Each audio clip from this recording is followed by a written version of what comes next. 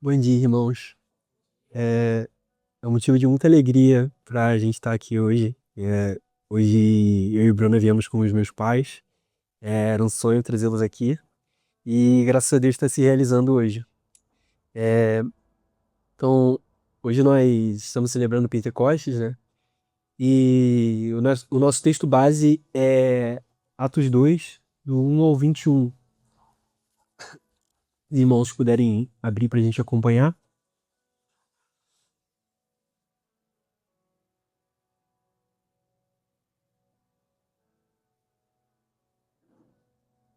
Podemos?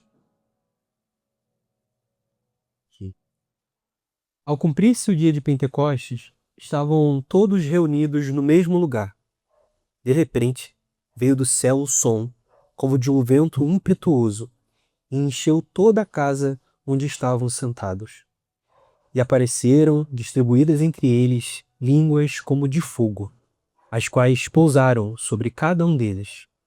Todos ficaram cheios do Espírito Santo e começaram a falar em outras línguas, segundo o Espírito lhes concedia que falasse. Estavam morando em Jerusalém judeus, homens piedosos, vindos de todas as nações debaixo do céu. Assim, quando se fez ouvir aquela voz, afluiu a multidão, que foi tomada de perplexidade, porque cada um os ouvia falar na sua própria língua. Estavam atônitos e se admiravam, dizendo: Vejam, não são galileus todos esses que aí estão falando? Então como os ouvimos falar, cada um em nossa própria língua materna? Somos partos, medos, elamitas e os naturais da Mesopotâmia, Judéia, Capadócia, Ponto e Ásia, da Frígia, da Panfilha, do Egito e das regiões da Líbia, nas imediações de Cirene, e romanos que aqui residem, tanto judeus como prosélitos, cretenses e árabes. Como os ouvimos falar sobre as grandezas de Deus em nossas próprias línguas? Todos, atônitos e perplexos, perguntavam uns aos outros: O que será que isso quer dizer? Outros, porém, zombando, diziam: Estão bêbados. Então Pedro se levantou junto com os 11 e, erguendo a voz, dirigiu-se à multidão nesses termos: Homens da Judéia, e todos vocês que moram em Jerusalém, tomem conhecimento disto e prestem atenção no que vou dizer. Estes homens não estão bêbados, como vocês estão pensando, porque são apenas 9 horas da manhã. Mas o que está acontecendo aqui é o que foi profetizado por meio do profeta Joel. E acontecerá nos últimos dias, diz Deus, que derramarei o meu espírito sobre toda a humanidade.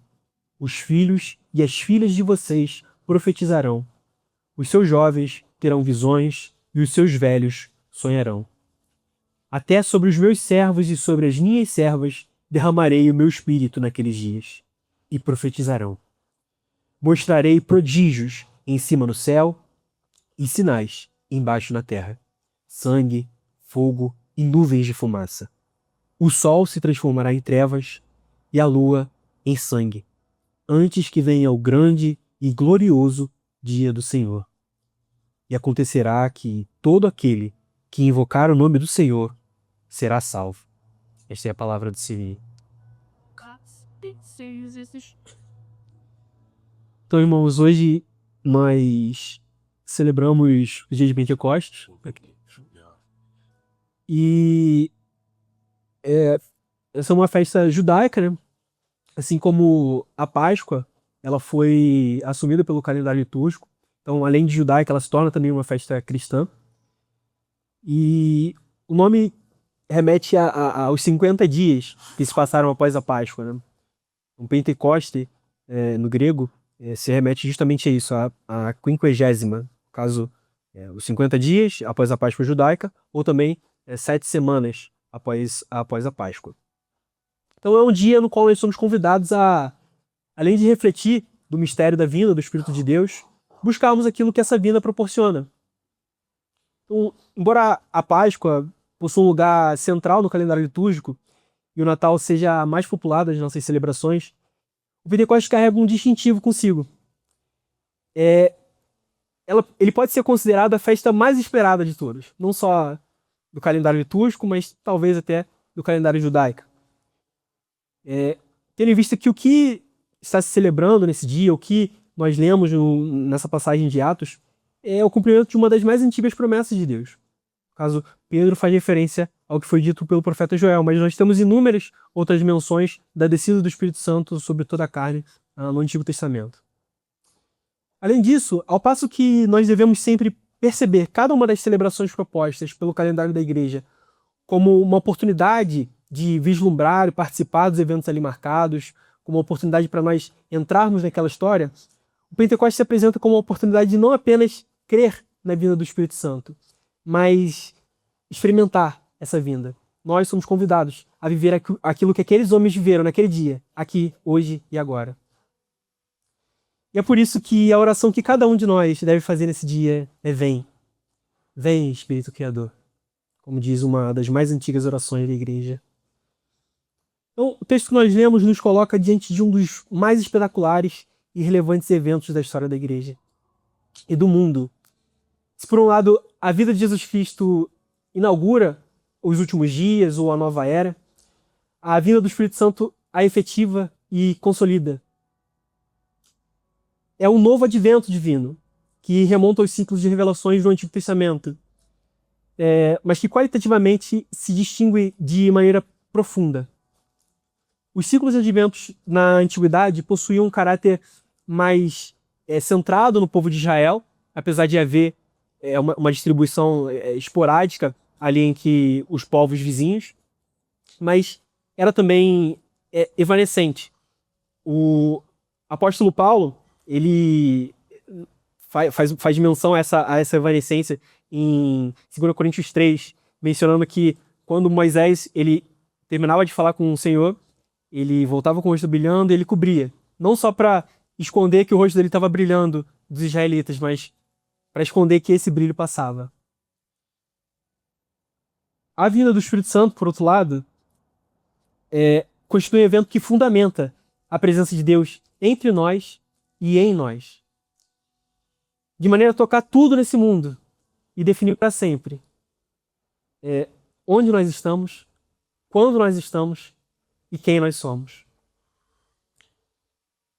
Assim, mais do que se colocar em paralelo a nossa realidade, a realidade humana, a realidade divina a emerge em si mesma com a descida do Espírito Santo.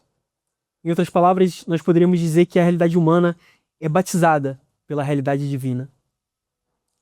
João Batista, que Jesus diz que é o maior dos profetas, o maior dos homens, fala precisamente nesses termos.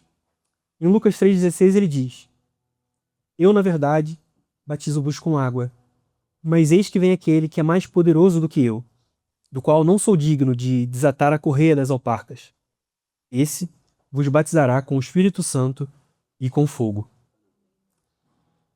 Quando nós lemos o livro de Atos um pouco mais de atenção, irmãos, nós percebemos que existe uma nítida continuidade entre os temas dos evangelhos e os temas de Atos.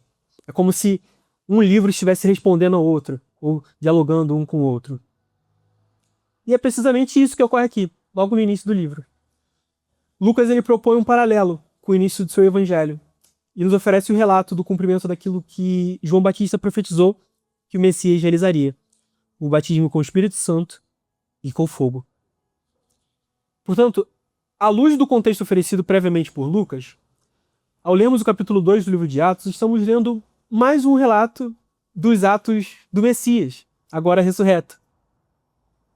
É interessante que, por conta disso, por conta de nós sempre, o Lucas ele sempre colocar os atos que acontecem na igreja como coisas realizadas pelo próprio Senhor, alguns autores eles sugerem que o livro de Atos deveria se chamar Atos do Ressuscitado. É uma sugestão interessante, porque dialoga pedagogicamente com a gente, nos ajuda a entender o que está acontecendo no livro de Atos.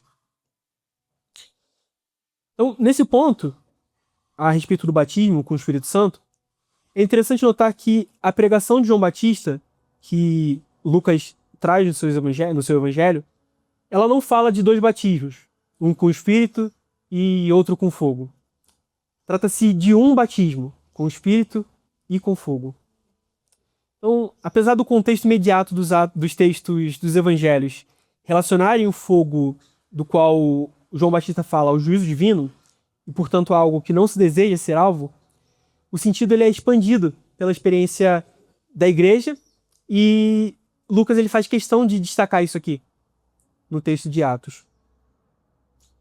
Em outras palavras, o que a pregação de João Batista indica, em um primeiro momento, é que compete ao Messias, Jesus, a função de mediar a purificação espiritual do povo de Deus, através da presença do Espírito Santo, bem como exercer o juízo divino, por assim dizer, pelo fogo. Assim, a tradição lucana, ela meio que brinca com a pregação de João Batista e não se prende ao contexto imediato do que está sendo dito por ele ali. A experiência da igreja demonstra que fogo não falava simplesmente de juízo, não era algo a não ser desejado, mas é algo que a igreja recebe naquele dia também. Assim, à luz do que Lucas faz nos seus textos, tanto o Evangelho quanto Atos, é possível dizer que em Atos 2, Jesus está batizando com o Espírito Santo e com fogo. E o primeiro destinatário das duas obras de Lucas, Teófilo, que é mencionado logo nos primeiros capítulos, facilmente poderia associar as línguas de fogo que repousaram sobre os discípulos ao fogo que João Batista menciona em sua pregação, assim como o derramamento do Espírito Santo ao batismo com o Espírito Santo. Seguindo, irmãos, é importante notar que Lucas não pretende apenas associar os temas dos evangelhos ao de Atos, mas a própria estrutura da história da igreja à estrutura da história de Jesus.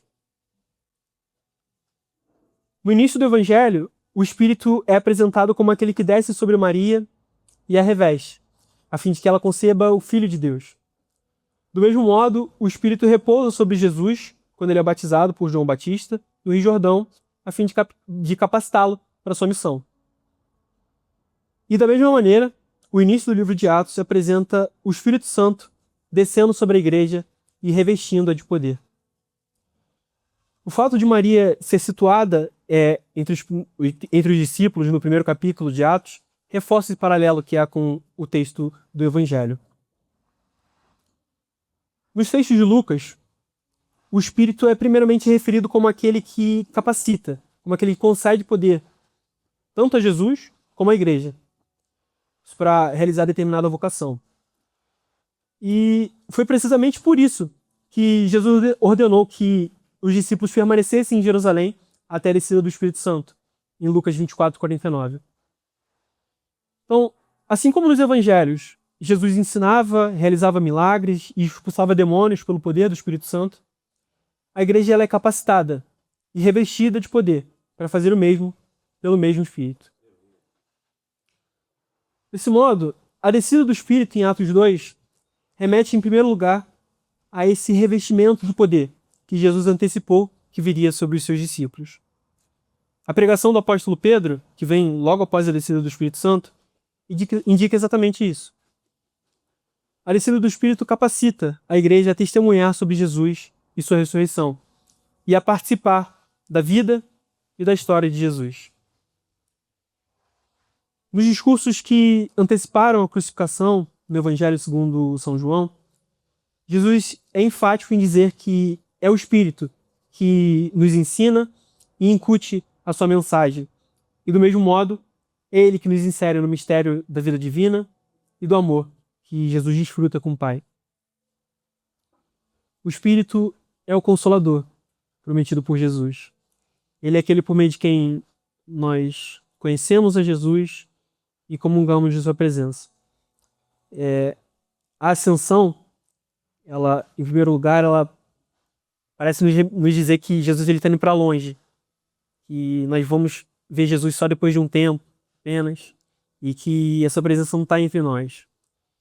Mas Jesus ele reforçou que ele estaria conosco todos os dias até a consumação dos séculos. E ele reforçou que ele não nos deixaria órfãos, mas que ele enviaria outro Consolador.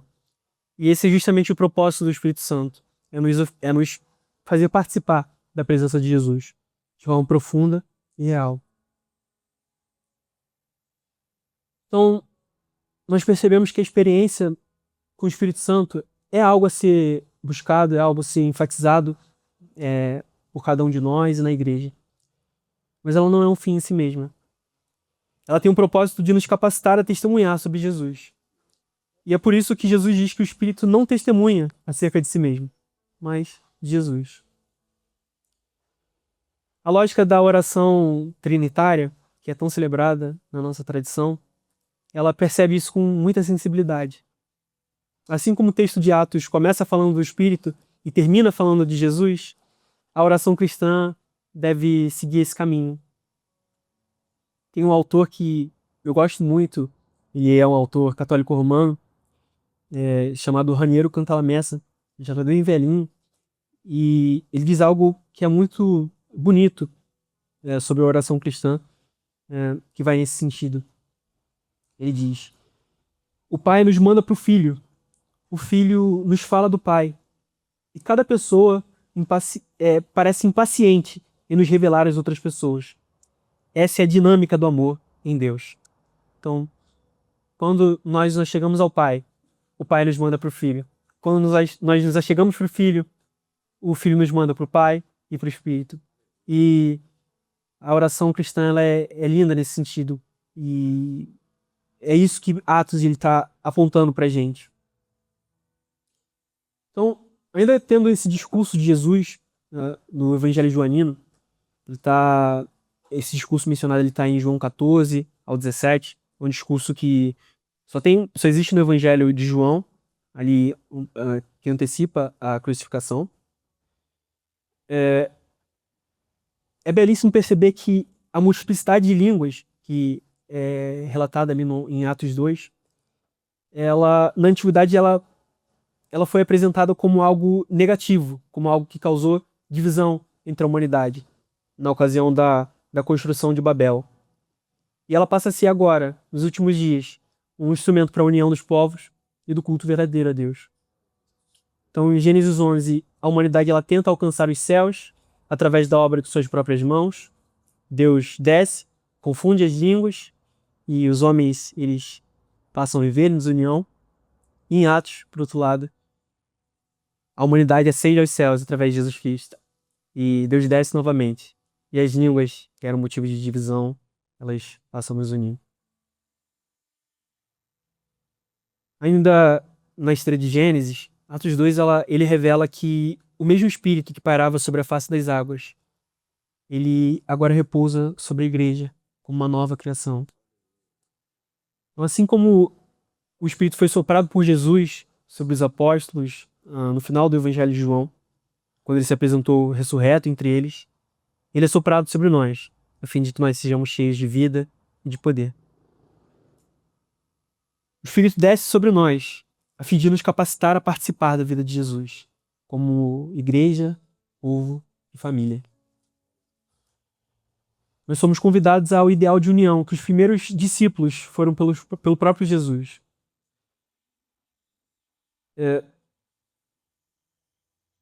Essa união que acontece em torno de Jesus, ela é seguida por sinais, maravilhas e pelo poder que esse Espírito consegue a fim de que nós possamos testemunhar acerca do reino de Deus. A leitura inicial aqui da gente mencionou o capítulo 11 do livro de Números, que é uma ocasião realmente muito semelhante à leitura de Atos. Esse capítulo conta sobre uma ocasião em que o povo estava sendo demasiadamente pesado para Moisés e Deus aconselhou ele que separasse 70 homens para que eles pudessem ajudar Moisés a guiar o povo durante a peregrinação no deserto. E na ocasião o Senhor desce na nuvem, fala com Moisés e tira do espírito que estava sobre Moisés e põe sobre aqueles anciãos. E o texto é enfático, como nós lemos, que eles profetizaram naquele momento, mas depois daquele momento nunca mais. No que se refere a Jesus, Deus não lhe dá o Espírito por medida. Ele insiste em dizer que se nós pedirmos ao Pai, Ele também nos dará o Espírito Santo. O Espírito vem sem medida sobre nós e permanece, a fim de que não profetizemos apenas uma vez, mas continuamente. Nós poderíamos dizer que aquilo que Moisés falou, quem dera todo o povo de Israel fosse profeta, finalmente se realiza na igreja. E é por isso que nós somos convidados a orar com toda a igreja e clamar: vem, vem Espírito Santo. É essa vinda que nos revela que estamos no reino de Deus, que estamos na nova era, ou nos últimos dias. E essa vinda que nos revela quem nós somos, uma nova criação. Amém? Agradeço por fim 10. Vamos orar então, irmãos. Vamos orar ao Espírito Santo. Vamos orar? Senhor Deus, nós te damos graças porque a tua palavra nos ensina que é o Senhor que dá vida. Foi o Espírito que foi soprado sobre o homem para que ele pudesse viver pela primeira vez. E é o Espírito que é soprado sobre o homem para que ele possa viver pela segunda vez. Foi o Espírito que fez Maria conceber o Filho de Deus. Foi pelo Espírito que os profetas falaram no Antigo Testamento. E é o Espírito que dá direção à igreja agora no Novo. Espírito Santo, vem sobre nós. Vem sobre nós hoje. Vem sobre nós nesse dia. Vem sobre nós agora. Mas vem sobre nós também durante a semana. Nós não nos esqueçamos que o Senhor é o nosso Deus, que o Senhor está dentro de nós, que nós somos feitos templo, que nós possamos viver de acordo com o Espírito, para que possamos finalmente conhecer aquela vida que está em Deus, para que nós possamos finalmente conhecer a ressurreição. Nos enche de poder, autoridade, gentileza, sabedoria, graça. Nos enche de todas essas coisas, Senhor, que só o Senhor pode prover, para que nós possamos testemunhar o reino de Deus. É no nome de Jesus que nós oramos. Amém.